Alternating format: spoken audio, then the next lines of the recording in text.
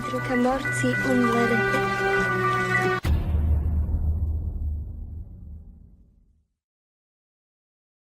El Robapieles.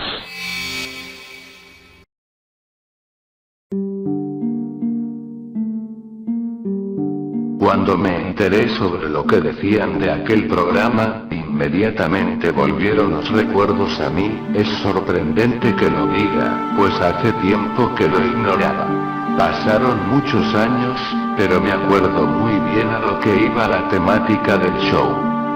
No puedo creer lo que se dice hoy en día sobre Candle Cove, ya que todo era tan real. Puedo evocar los nombres de los personajes, y de los temores que me provocaron en mi niñez. Especialmente de uno de ellos a quien debo el significado de la intriga. El Robapieles, recuerdo muy bien ese nombre, me era difícil mirarlo directamente cuando salía a escena. Era un esqueleto horrible con sus ojos enormes y rojos, y traía puesto una capa y sombrero. ¿Cuánto tiempo ha pasado desde que vi por última vez aquel olvidado programa? Hoy en día el tiempo se ha encargado de ocultarlo, pero todos aquellos que lo vimos, aún lo recordamos como si hubiera sido ayer. No se borra de mi mente la mirada de aquel esqueleto cuando hablaba con la niñita. A veces era ambiguo, pues creía que se dirigía a nosotros. Cuando decía que quería tomar nuestra piel, esto se repetía en cada capítulo.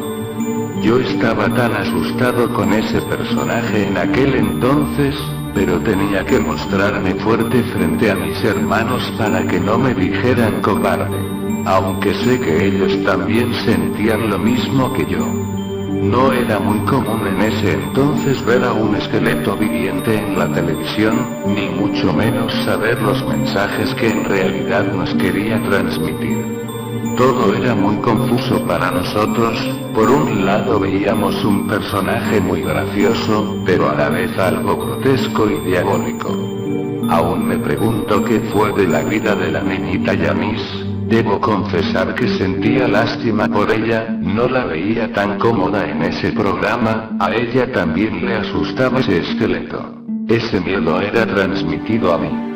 Uno de mis más grandes temores era el tener que enterarme que el esqueleto por fin haya obtenido la piel de Yamis. Yo era concurrente de aquel programa, me parecía muy intrigante, tenía miedo, pero a veces era atrayente, quería saber qué ocurriría después. No puedo creer lo inocente que era y no entender diversas situaciones macabras que presentaban. Me daba cuenta que todo parecía tan real.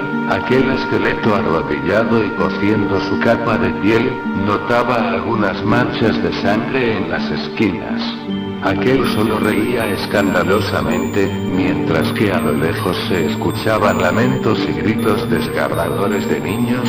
No sé si mis hermanos también lo escuchaban, pero eran escenas continuadas y que no puedo olvidar.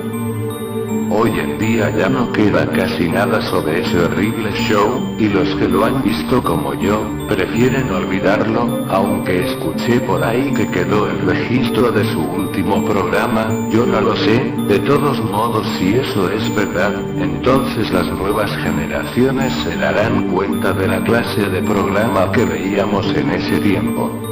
Aunque no sé si sería preciso juzgar lo que la televisión nos quería transmitir por aquella época, además de que las restricciones no eran como las de ahora, era muy diferente. Al parecer mis padres nunca supieron lo que veíamos en la televisión, nunca nos prohibieron nada e ignoraban lo que hacíamos. De otro modo, no creo que nos hubiesen dejado verlo. Ellos nos decían a mí y a mis hermanos que saliéramos a jugar, pues estábamos perdiendo el tiempo frente al televisor.